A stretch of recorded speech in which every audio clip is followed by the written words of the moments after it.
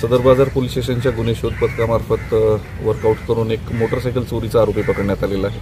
त्याच्याकडून 8 मोटरसायकली आणि 2 मोटरसायकली तोडून त्याचे काही पार्ट्स विकत असल्याची माहिती मिळाल्यावरून त्याला ताब्यात घेण्यात आलं होतं आणि या 8 मोटरसायकली आणि 2 मोटरसायकलींचे पार्ट्स ऑलरेडी विकताना आपण त्याला पकडलेलं आहे। यामध्ये प्रामुख्याने 9 गुन्हे त्याच्यावर ऑलरेडी दाखल आहेत त्या मोटरसायकल चोरीचे।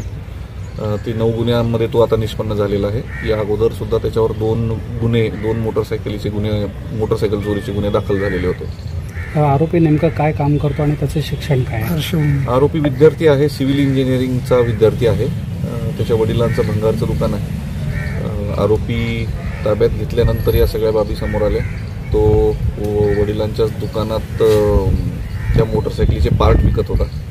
त्या संदर्भात मोटरसायकल डिसमेंटल करणारा, त्याचे वडील आणि मोटरसायकलचे सेकंड हँड पार्ट विकत घेणारा या सगळ्यांनाच आरोपी करण्यात आले। आजच्या कारवाईमध्ये किती वाहनं जप्त करण्यात आली आहेत? आजच्या कारवाईमध्ये एकूण 8 वाहनं जप्त करण्यात आलेली आहेत आणि 2 वाहनांचे स्पेअर पार्ट्स मिळालेले आहेत। कशा पद्धतीने पकडल्या आरोपीला काय?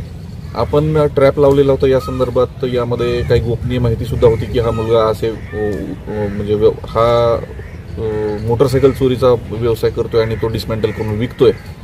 या माहितीवरून आपण तो ट्रॅप लावलेला होता आणि या माध्यमातून सदर बाजार पोलीस स्टेशनच्या गुन्हे शोध पथकाने कामगिरी केलेली आहे। आंतरराज्य टोळीशी काही संबंध वाटतो? हे तपासामध्ये निष्पन्न होईल, त्या अनुषंगाने पण आम्ही तपास करत आहोत। ओके।